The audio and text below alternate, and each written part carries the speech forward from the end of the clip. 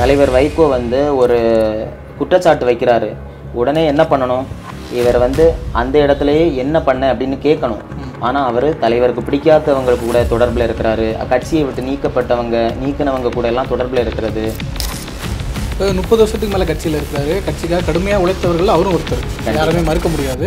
இப்போ வைகோ அவர்கள் மேலே வந்து இன்ஸ்பயர் ஆகி ஏகப்பட்ட பேர் கட்சியில் வந்து சேர்ந்தாங்கன்றப்போ அதில் ஒருத்தராக ஆரம்ப காலத்தில் இவ்வளோ நாள் வேலை செஞ்சுட்டு இருக்க ஒருத்தர் வந்து திடீர்னு இப்போ 4-5 நாளில் வந்து என்ன மாதிரி விஷயங்கள் பண்ணிட்டு போகிறாரு? வைகோ அவர்கள் துரோகின் குற்றம் சுமத்துற அளவுக்கு என்ன மாதிரி விஷயங்கள் ஈடுபட்டு? இல்லை, இது ரொம்ப நாளாக இந்த பிரச்சனை நீடிச்சுட்டு இருக்கு. கட்சியில் எந்த பிரச்சனையுமே கிடையாது. கட்சி தொண்டர்கள்ட்ட நீங்கள் யாருமே பேட்டி எடுக்கிறது கிடையாது. அதுவும் இல்லாமல் கட்சி நிர்வாகிகள் முழுக்க யாரோ ஒரு இன்ஃப்ளூயன்சர், யூடியூபர், அதாவது தலைவர் வைகோ துரோகின்னு சொல்லிட்டார் அப்படின்னு பெருசாக சொல்கிறாங்க. நம்பிக்கை துரோகம் அதை விட பெருசு. அதாவது கட்சி ஆரம்பித்த பொழுது 1993-94 அந்த காலகட்டத்திலிருந்தே அடுத்த சட்டமன்ற தேர்தல்களாக இருக்கட்டும், 96 திருப்பூரில் வாய்ப்பு கொடுக்குறாரு. ஆனால் கண்டிப்பாக தலைவர் வைகோ நிறைய துரோகம் பண்ணியிருக்கிறார் மல்லை சத்யாக்காக.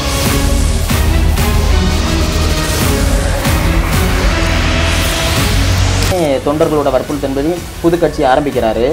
ஆனால் அது வரைக்கும் அவர் எந்த குற்றச்சாட்டுமே திமுக மேலே வைக்கல. வெளியே வந்த பிறகு அவர் வாரிசு அரசியலை எதிர்த்தெல்லாம் கட்சி ஆரம்பிக்கலை. அதாவது வாரிசுக்கு தடையாக இருப்பேன் அப்படின்ற ஒரு காரணத்துக்காக மட்டும்தான் அவர் வந்து இது தனி கட்சி ஆரம்பித்தார். மதிமுக, அதாவது திராவிட கொள்கையை மீட்டெடுக்கணும், எனக்குன்னு ஒரு தனி ஐடியாலஜி இருக்குது, அதை காப்பாற்றணும் அப்படின்ற ஒரே காரணம் தான். இதுக்கு முன்னாடி இப்போ மல்லை சத்யா வந்து கட்சியிலேருந்து விலக போகிறதான விஷயங்கள் போயிட்டு இருக்கணும். இதுக்கு முன்னாடி நிறைய பேர் விலகி இருந்திருக்காங்க. முக்கியமான தலைவர்கள், நாஞ்சில் சம்பதா இருக்கட்டும், செஞ்சி ராமச்சந்திரன் இருக்கட்டும், அந்த மாதிரியான தலைவர் விலகும் போதுமே அவங்களுமே கடுமையான விமர்சனங்கள் முன்னிட்டு தான் விலகிருக்காங்க. இன்ஃபேக்ட் வந்து முன்னாடி தலைவர் விலகினப்போ மல்லை சத்யாட்ட சொன்னதாக ரிஜெக்ட் சொல்கிறாரு. நாங்கள் கடுமையான நெருக்கடிக்குள்ளாகி தான் வெளியில் போகிறோம், நீ ஒரு நாள் இந்த இடத்துக்கு வருவேன், அப்போ உனக்கு இந்த பிரச்சனை புரியுன்ற மாதிரி சொன்னதாக சில விஷயங்களை ஷேர் பண்ணிக்கிறாரு. ஸோ தொடர்ந்து முக்கிய தலைவர்கள் இந்த மாதிரி வெளியில் போகிறது வந்து ஒரு கட்சிக்கு வந்து நல்ல பேர் கொடுக்குன்னு நினைக்கிறேன். இப்போது மல்லை சத்யாவுமே வாரிசு அரசியல் அப்படின்னு இவரை குறை சொன்னாலும் அவரோட மனைவியார், துணைவியார், ஒய்ஃபுக்கே கவுன்சிலர் சீட்டுக்காக கேட்டுக்கிட்டு இருந்து அப்புறம் இப்போ கவுன்சிலராக தான் இருக்கிறாங்க. இருந்தாலும் சொல்கிறேன், ஒவ்வொருத்தங்களும் அது வாரிசு அரசியல் கிடையாதா? அவர் இந்திய ஆதிக்கத்தை எதிர்த்து நிறைய குரல் கொடுத்துருக்காரு. நாடாளுமன்றத்தில் அந்த சட்டங்கள்லாம் எதிர்த்து போராட்டம் பண்ணியிருக்கிறாரு. அப்புறம் வந்து அவர் போராடாத விஷயமே கிடையாது. இப்போ ரீசெண்டாக கூட அமித்ஷா ஒரு கான்வர்சேஷன் இருந்ததில்ல, அதில் கூட இந்திய ஆதிக்கத்தை வெட்டி புதைப்போம் அப்படின்னாரு.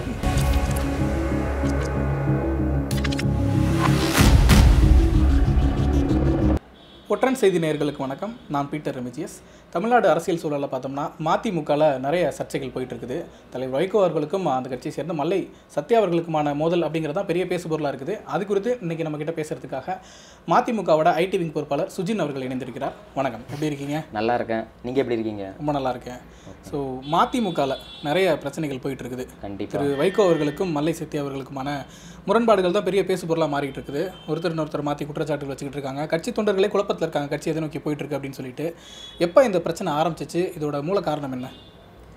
இப்போது நடந்துகிட்ருக்க பிரச்சனைக்கு மூல காரணமே திரு மல்லை சத்யா அவர்கள் மட்டும்தான். அதாவது இப்போ ரீசெண்டாக 4-5 நாளாக பேட்டியெல்லாம் பயங்கரமாக கொடுத்துக்கிட்டு இருக்கிறாரு. அதுக்கு அதே மனப்பான்மை தான் அவருக்கு கடந்த 4-5 வருஷமாகவே இருந்துக்கிட்டு இருக்கு. எப்போதுமே ஒரு பொதுக்குழுக்கு போனாலும் சரி, ஒரு நிர்வாகிகள் கூட்டமாக இருந்தாலும் அவர் ஒரு இறுக்கமான மனநிலையில் தான் இருப்பார். இதுவே வெளிப்படுத்திகிட்டே இருந்து தலைவர் வைகோ வந்து ஒரு குற்றச்சாட்டு வைக்கிறாரு. உடனே என்ன பண்ணணும்? இவர் வந்து அந்த இடத்துலையே என்ன பண்ண அப்படின்னு கேட்கணும். ஆனால் அவர் தலைவருக்கு பிடிக்காதவங்களுக்கு கூட தொடர்பில் இருக்கிறாரு. கட்சியை விட்டு நீக்கினவங்க கூட எல்லாம் தொடர்பில் இருக்கிறது. அப்புறம் அது அவர் பலமுறை எச்சரிக்கை கொடுத்தும் அவர் கேட்கவே இல்லை மல்லை சத்யா. நாங்கள்லாம் வளர்ந்து வர தலைமுறைகள் அடுத்த தலைமுறைகளுக்கு தலைவர் வைகோ அவரோட புகழை எடுத்து சொல்லணும் அப்படின்னு ஆசைப்படுறோம். ஆனால் இப்படி இவரை பார்த்து ஒரு ரோல் மாடலாக இருக்கலாம் அப்படின்னு நிறைய பேரை நினச்சிருக்கோம் மதிமுகவில். அதில் இவரும் ஒருத்தர். ஆனால் இன்றைக்கி அப்படி இல்லை, அது அப்படியே மாறிடுச்சு.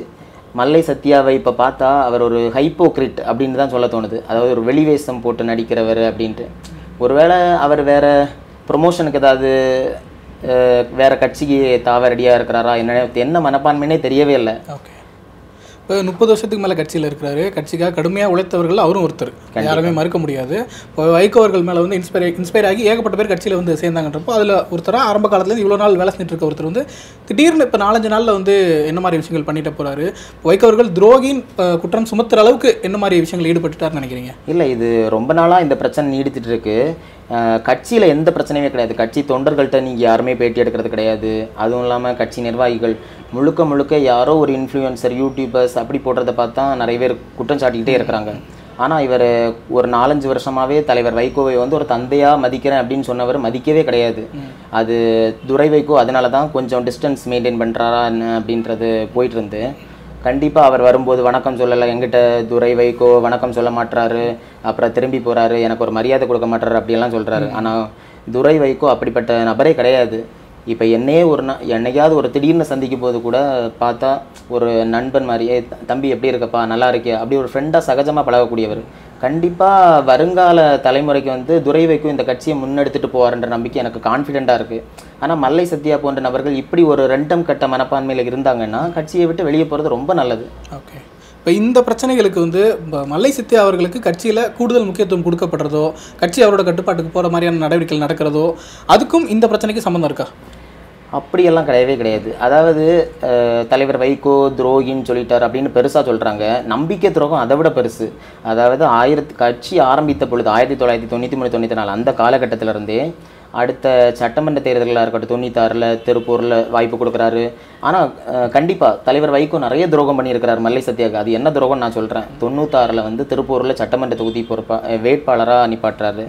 அதுக்கப்புறம் வரிசையாக 2001 வந்து செங்கல்பட்டு, 2006 எக்மூர் சட்டமன்ற தொகுதி வேட்பாளர், அப்புறம் வந்து திரும்ப 2014 வந்து காஞ்சிபுரத்தில் நாடாளுமன்ற தொகுதி வேட்பாளர் நிப்பாட்டுறாரு. 2016, 19, அப்புறம் வந்து 21 கூட மதுராந்தகம் தொகுதி. இப்படியெல்லாம் அவருக்கு பேரூர் செயலாளர் அந்த பேரூர் செயலாளர் அந்த பதவியிலேருந்து இப்போ முதன்மை செயலாளராக கூட இருக்கிறார். அப்போ யார் துரோகம் பண்ணார் நீங்களே நினச்சி பாருங்க. ஓகே ஓகே, இப்போ துரோகம்ன்ற வார்த்தையை தான் அவரோட பேட்டிகளில் குறிப்பிட்டு சொல்லிட்டு இருக்காருன்றப்போ இன்னொரு விஷயத்தையும் சொல்கிறாரு. இப்போ துரை வைகோ அவர்கள் வந்து கட்சிக்குள்ளே அவரை கொண்டு வரணும், முக்கிய பொறுப்புகளை கொண்டு வரணுங்கிறதுக்கு நிறைய எதிர்ப்புகள் இருந்துச்சு. அப்படிங்கிறப்போ நான் தான் அவருக்கு சப்போர்ட் பண்ணேன், நான் இனிஷியேட் பண்ணேன், அவர் வந்தால் நல்லாயிருக்கும் அப்படிங்கிறத நான் இனிஷியேட் பண்ணி கொண்டு வந்தேன். ஆமாம், அதுபோக கட்சியில் வந்து அவருக்கு நிறைய இடங்கள் நான் பக்கபலமாக இருந்திருக்கேன். துரை வைகோ என்னோட சப்போர்ட் முழுசாக இருந்திருக்குது, எந்த வகையிலுமே வந்து அவர் உள்ளவரத்துக்கு எதிராக நான் செயல்பட்டதே கிடையாது அப்படிங்கிற விஷயத்தை சொல்லியிருக்காரு. அது உண்மை தானே? அதை எப்படி பார்க்குறீங்க? ஆக்சுவலாக இது வந்து நான் மறுக்கலை. என்ன பிரச்சனை அப்படின்னா, பேசிக்காகவே தலைவர் வைகோ வந்து ஏதோ வாரிசு ஒரு புரிதர் அப்படி தான் பெருசாக வெளியே பேசப்படுது. ஆனால் துரை வைகோ அவர் வந்த காலகட்டம் அப்படின்னு பார்த்தீங்கன்னா, தலைவர் வந்து ஒரு கொரோனாவில் பாதிக்கப்பட்டாரு. இந்த கொரோனா காலகட்டத்தில் வந்து இவர் ஒரு வயது மூர்ப்பின் காரணமாக வெளியெல்லாம் போக முடியாது. அப்போ ஒரு கட்சி நிகழ்வுகளாக இருந்தாலும் சரி, அவங்க ஒரு இறந்த வீடாக இருந்தாலும் சரி, துக்கமாக எதுவாக இருந்தாலும் இவர் போயிட்டு அங்கே போய் அந்த கட்சி நிகழ்வுகளாக அவங்க தொண்டர்கள் வீட்டுக்கு எல்லாத்துக்குமே போயிட்டு வராரு. அப்போ தொண்டர்களே ஒரு பக்கத்தில் வியந்து போகிறாங்க, பரவாயில்ல நல்லா பேசுகிறார், நல்லா அன்பாக பழகுறாரு அப்படின்ட்டு, நீங்கள் கட்சிக்கு வாங்கன்னு வற்புறுத்துறாங்க. இவர் கட்சி ஆரம்பித்ததும் தொண்டர்கள், ஆக்சுவலாக மதிமுக ஆரம்பித்ததும் வந்து தொண்டர்களோட வற்புறுத்தலால், துரை வைகோ வந்ததும் தொண்டர்களோட வற்புறுத்தலால், முழுக்க கட்சி நிர்வாகிகள், பொதுக்குழு உறுப்பினர்கள் எல்லாரும் சேர்ந்து மூத்த நிர்வாகிகள் தேர்ந்தெடுத்தது மட்டும்தான் துரை வைகோ வந்து மதிமுக கட்சியில் வந்திருக்கிறாரு. ஆனால் வெளியே தான் தப்பாக அப்படி ப்ரொஜெக்ட் பண்ணிகிட்டே போகிறாங்க. பொதுவாக எந்த கட்சியாக இருந்தாலுமே அதில் வந்து அந்த கட்சி தலைவரோட வாரிசு திரும்ப அந்த கட்டத்துக்கு வராங்கன்னா இந்த விஷயம் தான் சொல்லப்படும். வந்து வாரிசுங்கிறனால அவர் வரல, மக்கள் வற்புறுத்துறாங்க, மக்களோட அபிமானத்தில் தான் அவர் வரார் அப்படிங்கிறதா எல்லா கட்சிக்காரங்களுமே சொல்கிற ஒரு விஷயமா இருக்கும். அதுபோக பார்த்தோம்னா வைகோ அவர்கள் திமுகலேருந்து விலகனத்துக்கு முக்கியமான காரணமாகவும் வாரிசு அரசியல் அப்படிங்கிற ஒரு பிரச்சனை சொல்லி தான் வெளியில் வந்தார், புது கட்சியை ஆரம்பித்தார். அப்படியான பின்புலத்துலேருந்து கட்சி ஆரம்பித்து இன்றைக்கி இவ்வளோ தூரம் வந்துட்டு அவரே திரும்ப அதை வந்து ஊக்குவிக்கிறாரா வாரிசு அரசியல் அப்படிங்கிற விமர்சனம் பெரும்பாலும் வைக்கப்பட்டுக்கிட்டு இருக்கு இந்த சமீப வருடங்களில். அதை எப்படி பார்க்குறீங்க? ஆக்சுவலாக சொல்லப்போனால் இந்த குற்றச்சாட்டு இருந்துக்கிட்டே இருக்குது. இதுக்கு நான் ஒரு தெளிவான விளக்கம் கொடுக்குறேன். 1980 வந்து இன்றைய முதலமைச்சர் மு.க. ஸ்டாலின் அவர்கள் வந்து அன்றைக்கு வந்து இளைஞரணி பொறுப்பாளராக இருந்தார் 1980. அப்போது அந்த கட்சியோட பொதுச் செயலாளராக இருந்தவர் வந்து அன்பழகன் என்பவர். அவர் வந்து அன்னைக்கு ஒரு அறிவிப்பு வெளியிடுறாரு. அதாவது எந்த அணி கழகத்திற்கு 10 லட்சம் ரூபாய் நிதி திரட்டி தருகிறார்களோ அந்த அணி வந்து அன்பகம் கட்டிடம் வந்து தரப்படும் அப்படின்னு ஒரு அறிவிப்பு வெளியிடுறாரு. அந்த டைமில் தான் இவர் வந்து ஸ்டாலின் அவர் ரொம்ப ஆசைப்படுறாரு அதற்காக. அப்போது தலைவர் வைகோ அவர் தான் அவரை கூட்டி திருநெல்வேலிக்கு பொதுக்கூட்டங்கள் பிரச்சாரங்கள் அப்படி கூட்டிகிட்டு போயிட்டு முதல் கட்டமாகவே ஒரு 40,000 ரூபா வசூலிக்கிறாரு. அந்த 6 மாதத்தில் 10 லட்சம் ரூபாய் நிதி திரட்டுறாங்க. உடனே அன்பகம் கட்டிடம் வந்து ஸ்டாலின் அவர் பேரில் வந்துடுது. அந்த டைமெல்லாம் அவர் ரொம்ப பக்கபலமாக இருந்தார். அதுக்கப்புறம் இந்த கட்சி பிரச்சனை அப்படிலாம் போய்ட்டு அதாவது அவர் கட்சி தலைமையை எப்போதுமே எதிர்க்கவே இல்லை, கட்சியை விட்டு வெளியே வரதும் வரை. அதுக்கப்புறம் இவர் வந்து இந்த இஷ்யூ போய்ட்டுருந்து அபாண்டமான ஒரு குற்றச்சாட்டு போட்டாங்க திமுகலேருந்து. அந்த டைம் இவர் என்ன பண்ணார், வெளியே இருக்கும்போது தொண்டர்கள் வந்து ஒரு 6 பேர் தீக்குளிச்சு இறந்து போகிறாங்க. அவர் உடனே தொண்டர்களோட வற்புறுத்தலின்படி புது கட்சி ஆரம்பிக்கிறாரு. ஆனால் அது வரைக்கும் அவர் எந்த குற்றச்சாட்டுமே திமுக மேலே வைக்கல. வெளியே வந்த பிறகு அவர் வாரிசு அரசியலை எதிர்த்தெல்லாம் கட்சி ஆரம்பிக்கலை. அதாவது வாரிசுக்கு தடையாக இருப்பேன் அப்படின்ற ஒரு காரணத்துக்காக மட்டும்தான் அவர் வந்து இது தனி கட்சி ஆரம்பித்தார். மதிமுக அதாவது திராவிட கொள்கையை மீட்டெடுக்கணும், எனக்குன்னு ஒரு தனி ஐடியாலஜி இருக்குது, அதை காப்பாற்றணும் அப்படின்ற ஒரே காரணம் தான். ஆனால் முழுக்க முழுக்க ஊடகங்கள் எல்லாம் அப்படி இப்படின்னு சித்தரித்து அப்படி இப்படின்னு போடுறாங்க. பொதுவாக எனக்கு இந்த ஊடகம் மேலே தான் ஒரு மிகப்பெரிய குற்றச்சாட்டு இருக்குது. அதாவது நாங்கள் வளர்ந்து வர தலைமுறை, அடுத்த ஜென்ரேஷன் வந்து எதை பார்த்து வளரணும்? பத்திரிகை சுதந்திரம் இருக்குது, அதனால ஜனநாயகத்தோட முக்கிய தூணை பத்திரிகை சுதந்திரம். ஆனால் இங்கே இருக்க மூத்த பத்திரிகையாளர்கள், நடுநிலைவாதிகள் அப்படின்ற பேரில் சேட்டெல்லாம் வாரி வீசிட்டே இருக்கிறாங்க. தலைவர் வைகோன்னா இப்படி தான் இருப்பார், அதாவது மக்கள் மத்தியில் ஒரு பொது புத்தியை திணிக்கிறாங்க. வைகோன்னா இப்படி தான், வைகோனாலே கூட்டணி மாறுவார், அவர் வந்து இருக்கிற இடம் தோல்வியை சந்திக்கும் அப்படின்ட்டு. இதெல்லாம் பார்த்து நாங்கள்லாம் அதை கண்டுக்கிறதே கிடையாது. ஓகே, இப்போ இந்த ஊடகங்கள் விமர்சிக்கிறத விட்டுருங்க. ஏன்னா தொடர்ந்து எல்லா அரசியல் கட்சிகளும் விமர்சனங்கள் முன் வச்சுக்கிட்டு தான் இருக்கிறாங்க. இல்லை அப்படி சொல்ல முடியும், நீங்கள் கடந்து போக முடியாது. ஏன்னா அவங்க இப்போ ஒரு ரெஸ்பான்சிபிள் லீடராக இருக்கார். இப்போ ஒரு திமுகவை அதிமுகவை இந்த அளவு விமர்சிக்க மாட்டாங்க. மதிமுக இங்கே வந்து இவர் ஒரு வயது மூப்பு, அதுக்கப்புறம் ஒரு அடுத்த கட்ட இவர் வந்து சொல்லப்போனால் கலைஞர் அடுத்து வைகோ அந்த லெவலில் இன்றைக்கி தமிழ்நாடு முதலமைச்சரில் அவர் முக்கியமான பொறுப்பாக இருந்திருப்பார். ஆனால் இன்றைக்கி வந்து எல்லாருமே ஒரு மீம்ஸு ட்ரால் வீடியோ போட்டு ரொம்பவே அந்த நெகட்டிவ் ரேஞ்சு கொண்டு போயிட்டாங்க. அவரோட கூட்டணி முடிவுகள் அந்த விமர்சனத்துக்கு உள்ளாகும் போது அந்த மாதிரி விஷயங்கள் நடக்கிறத நம்ம பார்க்குறோம். கண்டிப்பாக சில தவறுகள் கடந்த காலத்தில் நடந்திருப்பது போன்று மக்கள் மத்தியில் தோன்றியிருக்கலாம், தப்பே கிடையாது. ஆனால் விமர்சனம் வைங்க, தப்பே இல்லை. ஆனால் ஒரு பொது புத்தியை திணிக்கிறீங்கல்ல, இப்படி தான் இப்படி, அதாவது மதிமுகவோட வெற்றியை அடையாளப்படுத்த மாட்டாங்க, தோல்விகளை வந்து மிக பெருசாக வந்து அழுத்தி சொல்கிறாங்க. தேர்தல் நேரங்களில் மற்ற கட்சிகள் போடப்படும் ஒப்பந்தங்கள்லாம் பெருசாக கண்ணுக்கு தெரியாது. ஆனால் மதிமுக இங்கே போயிட்டாங்கன்னு மிக அழுத்தமாக பதிவு செய்கிறாங்க ஊடகங்கள். அதுதான் நான் வேணாங்கிறேன். ஓகே, இப்போ வெளியிலேருந்து ஒரு விமர்சனங்களை தவிர்த்துட்டு உள்ளுக்குள்ளேருந்து கட்சியிலேருந்து விலகிறவங்க வைக்கக்கூடிய விமர்சனங்கள் இருக்குது. இதுக்கு முன்னாடி இப்போ மல்லை சத்யா வந்து கட்சியிலேருந்து விலக போகிறதான விஷயங்கள் போயிட்டு இருக்கும்போது இதுக்கு முன்னாடி நிறைய பேர் விலகி இருந்திருக்காங்க. முக்கியமான தலைவர்கள், இப்போ நாஞ்சில் சம்பதா இருக்கட்டும், செஞ்சி ராமச்சந்திரன் இருக்கட்டும், அந்த மாதிரியான தலைவர் விலகும் போதுமே அவங்களுமே கடுமையான விமர்சனங்கள் முன்னிட்டு தான் விலகிருக்காங்க. இன்ஃபேக்ட் வந்து முன்னாடி தலைவர் விலகினப்போ மல்லை சத்யாட்ட சொன்னதாக விஷயத்தை சொல்கிறாரு, நாங்கள் கடுமையான நெருக்கடிக்குள்ளாகி தான் வெளியில் போகிறோம், நீ ஒரு நாள் இந்த இடத்துக்கு வருவேன், அப்போ உனக்கு இந்த பிரச்சனை புரியுன்ற மாதிரி சொன்னதாக சில விஷயங்களை ஷேர் பண்ணிக்கிறாரு. ஸோ தொடர்ந்து முக்கிய தலைவர்கள் இந்த மாதிரி வெளியில் போகிறது வந்து ஒரு கட்சிக்கு வந்து நல்ல பேரை கொடுக்குன்னு நினைக்கிறீங்களா? இல்லை, ஆக்சுவலாக மூத்த நிர்வாகிகள் எல்லாமே ஒரு கட்டத்தில் பிரிஞ்சு போகிறாங்க, அது உண்மைதான். ஆனால் அவங்க எல்லாருமே ஒரு கட்டத்தில் பதவிக்கு ஆசைப்படுறாங்க. இவர் முன்னாடியே சொல்லியிருக்காரு, என் கூட வரவங்களுக்கு வந்து பதவி ஆசை இருக்கக்கூடாது, நான் பல கஷ்டங்கள்லாம் சந்திக்க வேண்டியது இருக்கும்னு சொல்கிறாரு. ஆனால் ஒரு பாயிண்ட் ஆஃப் வியூவில் அவங்க எல்லாருமே பதவி மோகம் அப்படின்னு ஆசைப்படுறாங்க. இப்போது மல்லை சத்யாவுமே வாரிசு அரசியல் அப்படின்னு இவரை குறை சொன்னாலும் அவரோட மனைவியார் துணைவியார் ஒய்ஃபுக்கே கவுன்சிலர் சீட்டுக்காக கேட்டுக்கிட்டு இருந்து அப்புறம் இப்போ கவுன்சிலராக தான் இருக்கிறாங்க. இருந்தாலும் சொல்கிறேன், ஒவ்வொருத்தங்களும் அது வாரிசு அரசியல் கிடையாதா? எல்லாருமே ஒரு கட்டத்தில் இது பதவிக்கு ஆசைப்பட்டு தான் அவங்க அவங்களோட கட்சி பதவியிலேருந்து வெளியே போகிறதா நான் பார்க்குறேன். இப்போ ரீசெண்டாக அந்த குரூப்பில் மல்லை சத்யா அணைஞ்சிட்டாப்புல. ஓகே, இப்போ மல்லை சத்யா வைக்கக்கூடிய இன்னொரு குற்றச்சாட்டு வந்து தலித் சமுதாயத்தை சேர்ந்தவர் அப்படிங்கிற ஒரு காரணத்துக்கான ஒரு சின்ன அடையாளப்படுத்தல் இருக்குது அப்படிங்கிற விஷயத்த சொல்கிறாரு. இப்போ மதிமுக வந்து தலித்துகளுக்கு எவ்வளோ விஷயம் பண்ணியிருக்கோம் அப்படின்னு ஒரு பட்டியல் ஒன்று போடுறாங்க, லிஸ்ட் அவுட் ஒன்று பண்ணி பேசுகிறாங்க. அது போக வந்து நான் ஒரு சமூக செயற்பாட்டெல்லாம் இருக்கேன், பட் அந்த அடையாளத்தை மறைச்சி ஒரு பட்டியல் சமூகத்தை சேர்ந்தவன் அப்படிங்கிறத அடையாளப்படுத்துகிற மாதிரியான கோட் பண்ணி பேசுகிறாங்க அப்படிங்கிற ஒரு குற்றச்சாட்டையும் முன் வைக்கிறார். அது எப்படி பார்க்குறீங்க? இல்லை, இது முழுக்க முழுக்க தவறானது. அதாவது கட்சியை விட்டு வெளியே போன ஒரு திரு வல்லம் பசீர்ன்ற ஒருத்தர் வெளிநாட்டில் தான் இருந்து நிறைய செய்திகளை போட்டுக்கிட்டே இருக்காரு, குற்றச்சாட்டுகள். அதாவது தலைவர் இங்கே மாறிட்டார், துரை வைகோ வந்து பிஜேபி கூட போயிட்டார், இந்த மாதிரி. அவர் தான் முழுக்க முழுக்க இவரோட சமுதாயத்தை, தலைவரோட சமுதாயத்தையும் அவங்க சமுதாயத்துக்கு முக்கியத்துவம் கொடுக்குறாரு, மற்ற சமுதாயத்தை வந்து இவர் கண்டுக்கவே இல்லை அப்படின்ற ஒரு பிம்பத்தை கிரியேட் பண்ணுறதே அவங்க தான். கிரியேட் பண்ணிட்டு திரும்ப ஒரு குற்றச்சாட்டு இவங்க மேலே திணிக்கிறாங்க பாருங்க, அதான் வேணாங்கிறேன். ஆனால் மல்லை சத்யா வந்து நான் அதை சொல்ல விரும்பல, அவர் ஒரு தலித் சமுதாயமாக இருந்தாலும் அது கண்டிப்பாக சமுதாயத்தில் மதிக்கப்பட வேண்டியது. எந்த ஒரு காரணத்துக்காகவுமே நான்லாம் பொதுக்குழு போயிருக்கேன், கட்சி நிர்வாகிகள் கூட்டத்துக்கு போயிருக்கேன், ஆனால் எப்போதுமே ஒரு ஜாதியை வைத்து யாருமே தள்ளி பார்த்ததும் இல்லை, அந்த பதவி போஸ்டிங் அந்த மாதிரி வந்ததே கிடையாது. அப்படின்னா இன்னைக்கு மல்லை சத்யா அவர் கூட முதன்மை செயலாளராக இருக்க வாய்ப்பே கிடையாது. ஓகே, இப்போ இந்த பிரச்சனை அடுத்து எதை நோக்கி போகும்னு நினைக்கிறீங்க? இது சமரசம் பண்ணி எல்லாமே சால்வ் ஆகிறதுக்கு வாய்ப்பு இருக்கா, இல்லை ஒரு கட்சியை விட்டு விலகி வேறு கட்சிகளுக்கு போகிறதோ இல்லை மற்ற மாதிரி விஷயங்கள் நடக்க வாய்ப்பு இருக்கா? எனக்கு தெரிஞ்சு அவர் பேசாமல் அதிமுகலேருந்து போகிறதே நல்லது. அதாவது அவர் மனசில் ஒன்று கண்டிப்பாக ஒரு கட்டுப்பாடோடு தான் இருக்கிறாரு. ஏதோ ஒரு கட்சிக்கு போகலாமா, இல்லை ஒரு மைண்ட் செட்டில் கண்டிப்பாக இருக்கும், இல்லாமல் இருக்காது. இல்லைனா இப்படி வெளியே வந்துட்டு ஒரு நீலி கண்ணீர் வடித்து என்ன வேணாலும் பேசிக்கிட்டு, ஆனால் உள்ளே இருந்துகிட்டே ஒரு துரோகம் பண்ண மாதிரி நிறைய பண்ணியிருக்கிறாரு. தலைவர் வேண்டாம் அப்படின்னு ஒதுக்கி வச்சவங்கள கூட எல்லாம் டீலிங்கில் இருக்கிறாரு, அவங்க கூட காரில் போகிறாரு பயணங்களுக்கு. இதெல்லாம் பார்க்கும்போது அவர் தனியாக ஒதுங்கிறது ரொம்ப நல்லதுன்னு எனக்கு தோணுது. நான் ஒரு இப்போ வேற நான் வேண்டுக்கிறேன். இப்போ வேற கட்சிக்கு போகிறதுக்கான ரகசிய திட்டங்கள் அவருக்கு இருக்குன்னு நினைக்கிறீங்களா நீங்கள்? கண்டிப்பாக இருக்கலாம், யாருமே மறுக்க முடியாது. எல்லாருமே இப்படி தான். ஒரு காலகட்டத்தில் வெளியே வராங்க. திருப்பூர் துரைசாமி அவர் திமுகவில் இணைஞ்சிட்டாரு. அப்புறம் வெளியே இருந்து இருக்கிறவங்க எல்லாமே ஒரு திராவிட இயக்க சிந்தனை கொண்டிருந்தாலும் அப்படியே திமுக இப்படி தான் போயிட்டு இருக்காங்க. அதெல்லாம் நம்ம மாற்றவே முடியாது. ஓகே. இப்போ வைகோ அவர்களுக்கு வந்து அவர் கட்சி ஆரம்பித்தப்ப ஒரு மிகப்பெரிய அரசியல் எழுச்சி இருந்துச்சு. ஒரு பெரிய இளைஞர் பட்டாலுமே அவர் பின்னாடி போனாங்க. இப்போ தீக்குளிச்சு இறந்து போனாங்க, அந்த விஷயங்கள்லாம் சொல்லியிருந்தீங்கன்ற அளவுக்கு ஒரு பெரிய எழுச்சி இருந்துச்சு தான்.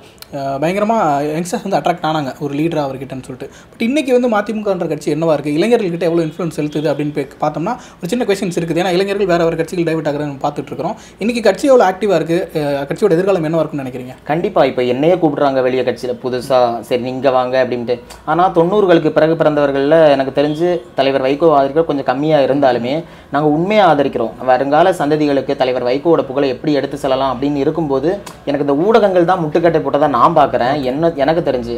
ஆனால் வைகோவை நான் எதுக்காக ஆதரிக்கிறேன் பெர்சனலாக சொல்லலை, பொதுவாகவே இப்போ இருக்க இளைஞர்கள் தெரிந்து கொள்ள வேண்டியது, அவர் இந்தி ஆதிக்கத்தை எதிர்த்து நிறைய குரல் கொடுத்திருக்கிறார். நாடாளுமன்றத்தில் அந்த சட்டங்கள்லாம் எரித்து போராட்டம் பண்ணியிருக்கிறாரு. அப்புறம் வந்து அவர் போராடாத விஷயமே கிடையாது. இப்போ ரீசெண்டாக கூட அமித்ஷா ஒரு கான்வர்சேஷன் இருந்தல, அதில் கூட இந்திய ஆதிக்கத்தை வெட்டி புதைப்போம் அப்படின்னாரு, கட்டாய இந்தியை வெட்டி புதைப்போம் அப்படின்னாரு. அதுக்கப்புறம் அவர் நிறைய குரல் கொடுத்துருக்கிறாரு. அதாவது தமிழுக்கு முக்கியத்துவம் கொடுத்த ஒரு தலைவன்னா தமிழ்நாட்டில் இப்போ இருக்கிறதுல தலைவர் வைகோவை மிக முக்கிய பங்காற்றி இருக்கிறாரு. அவருக்கு தெரியாத ஒரு சங்க இலக்கியங்கள் கிடையாது. எந்த தலைப்பில் பேசினாலுமே ஒரு பரந்த அறிவும் சிறந்த ஞானத்தோடு பேசுவார். ஓகே. இப்போ இதுக்கு முன்னாடி மதிமுகலேருந்து விலகின தலைவர்களோ அரசியல் நிர்வாகிகள் வந்து வேறு கட்சிகள், திராவிட கட்சிகளுக்கு போகிறதா நம்ம பார்த்துருக்கோம். இப்போ மல்லை சக்தியாக வந்து வேறு கட்சிக்கு போகிறாரு அப்படின்னா அது எந்த கட்சியாக இருக்கும் அப்படிங்கிற ஒரு கேள்வியுமே போயிட்டு இருக்குது. ஏன்னா இப்போ புதுசாக விஜய் அவர்கள் கட்சி ஆரம்பிச்சிருக்கனால எல்லா அரசியல் தரப்பினருமே அங்கே வந்து அவர்கிட்ட போய் சேர்றதை நம்ம பார்த்துக்கிட்டு இருக்கிறோம். ஒருவேளை மல்லை சக்தியாக டிவி கேட்க போகிறதுக்கு வாய்ப்பு இருக்கா? கண்டிப்பாக வாய்ப்பு இல்லை. அவர் திராவிட ஐடியாலஜி இருக்குது, திராவிட சித்தாந்தம் கொண்டவர்னால எனக்கு அது இல்லைன்னு தோணுது. அப்படி வாய்ப்பு இல்லை அப்படின்ட்டு. ஓகே. இப்போ வேறு ஏதாவது அரசியல் கட்சி அவர் இயக்கிறதுக்கு வாய்ப்பு இருக்குன்னு நீங்கள் நம்புறீங்களா? வேறு கரெக்ட் இல்லை, தனிப்பட்ட அவரோட பர்சனல் ரீசன்ஸ் மட்டும்தானா இவரோட அந்த ஆதங்கத்துக்கு பின்னாடி? அரசியல் கட்சி கூட இருக்கலாம், அது நான் அது வந்து நம்ம அவரோட மனசுக்குள்ளே என்ன இருக்குன்னு கண்டுபிடிக்கவே முடியாது.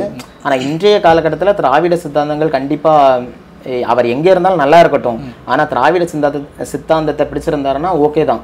இன்னைக்கு இருக்க காலகட்டத்தில் நம்மளோட அடிப்படை உரிமைகளையே தகர்த்தெறிஞ்சிட பல முனைகளிலிருந்தும் திட்டம் தீட்டுறாங்க. அதாவது மதவெறி, ஜாதி வெறி இதெல்லாம் கொண்டு சல்லடம் கட்டிக்கிட்ட காலமாக தான் நான் பார்க்குறேன். அதனால தான் சொல்கிறேன், எங்கே இருந்தாலும் திராவிட சித்தாந்தத்தை பிடிச்சிருந்தாருன்னா நமக்கு ஹாப்பி தான். ஓகே. இந்த மாதிரியான விமர்சனங்கள்லாம் வைக்கிறோம். பட் அவரோட இன்டர்வியூஸில் வந்து என்ன துரோகின்னு சொன்னதுக்கு பதிலாக ஒரு விஷத்தை கொடுத்துருந்தா நான் அதை குடிச்சிட்டு செத்து போயிருந்திருப்பேன், அதுவே எனக்கு நிம்மதியாக இருந்திருக்கும் அப்படிங்கிற மாதிரி அவ்வளோ ஆதங்கத்தோடு சொல்கிறாரு. அதை நம்ம எப்படி நீலி கண்ணீர் விமர்சிக்க முடியும்னு நினைக்கிறீங்க? கண்டிப்பாக எவ்வளோ அதாவது அவர் வந்து பண்ணது ரொம்ப ஒரு துரோகம். அதாவது நான் தான் சொன்னேன்ல, ஒரு ஹைப்போக்ரிட்டின்னு சொல்லுவாங்க, வெளி வேஷமாக தான் நான் அதை பார்க்குறேன்.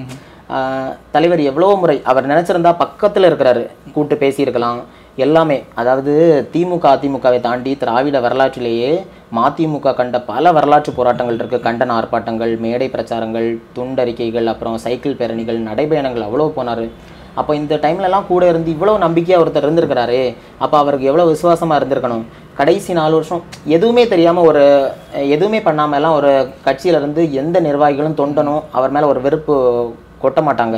ஆனால் வெளியே ஊடகத்தை தவிர்த்து கட்சிக்குள்ளே நீங்கள் பார்த்தீங்கன்னா முழுக்க மல்லை சத்யாவோட போக்கு 4 வருஷமாக வந்து ரொம்பவே மோசம்னு தான் சொல்லிட்டு இருக்காங்க.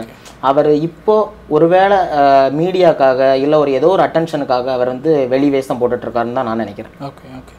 ஸோ கட்சியில் நடந்திருக்க பிரச்சனைகளை பற்றி நிறைய விஷயங்கள் பேசியிருக்கீங்க. அடுத்தடுத்து எதை நோக்கி போகுது அப்படிங்கிறத பார்ப்போம். அதை தொடர்ந்து நம்ம பேசலாம்னு நினைக்கிறேன். நேரத்துக்கு கண்டிப்பாக ரொம்ப நன்றி.